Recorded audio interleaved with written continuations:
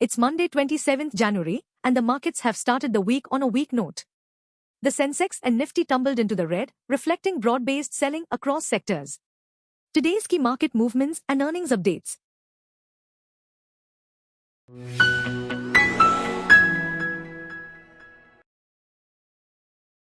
The Nifty ended sharply lower by 263 points at 22,829, while the Sensex tumbled 824 points to close at 75,366. Market breadth was overwhelmingly negative, with 3,512 stocks declining and only 601 advancing. All sectoral indices ended in the red, with the media index plunging 4%, followed by a 3% drop in the IT index. Oil and gas, metals, consumer durables, and pharma sectors also saw losses of 2% each. Britannia Industries, ICICI Bank, M&M, HUL, and SBI led the gains, offering some stability to the market. On the other hand, HCL Technologies, Tech Mahindra, Wipro, Hindalco, and Shriram Finance were the top losers, adding pressure to the Nifty's performance. The rupee slipped 11 paise to close at 86.33 against the US dollar on Monday, pressured by strong dollar demand and weak domestic equities. Forex traders noted that while the rupee showed strength on Friday, it opened lower as uncertainty around Trump tariffs resurfaced. Sustained foreign fund outflows further dampened sentiment. Looking ahead, all eyes are on the upcoming union budget, which is expected to play a pivotal role. ITC Hotels, the newly demerged entity from ITC Ltd, will be listed on stock exchanges starting 29 January 2025. The company received approval from both the National Stock Exchange and Bombay Stock Exchange for the listing and trading of its equity shares. This move marks a significant milestone for ITC's hotel business, which is now set to operate independently on the stock market.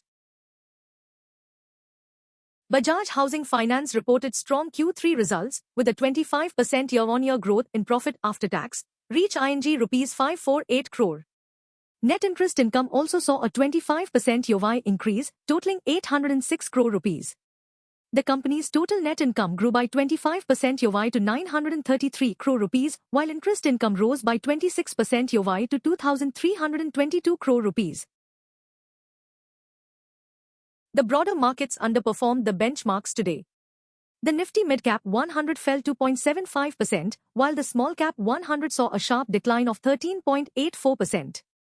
This significant underperformance reflects the ongoing weakness in mid- and small-cap stocks, raising concerns about broader market sentiment.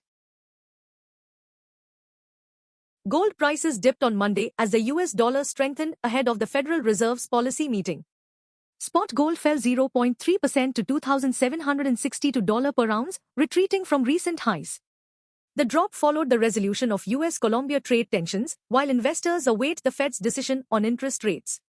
The Fed is expected to pause rate cuts at its January 28 to 29 meeting, while the ECB is set to cut rates by 25 basis points on Thursday.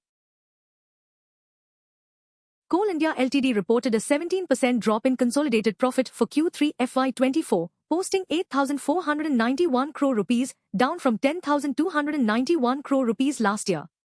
Consolidated income fell to 37,922 crore rupees, while sales declined to 32,358 crore rupees. EBITDA decreased by 5% to 14,460 crore rupees, with the EBITDA margin dropping to 38.1% from 39.6% in the previous year.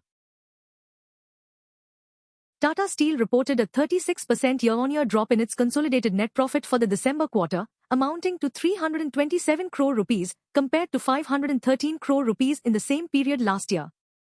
Revenue from operations for Q3 FY25 stood at 53,648 crore rupees, a 3% decline from 55,312 crore rupees in the year-ago period. The results reflect a challenging environment for the steel sector, with both profit and revenue showing a downward trend. ACC posted a stellar performance for Q3 FY25, with its consolidated net profit soaring 103% year-on-year to 1,092 crore rupees, compared to 538 crore rupees in the same period last year.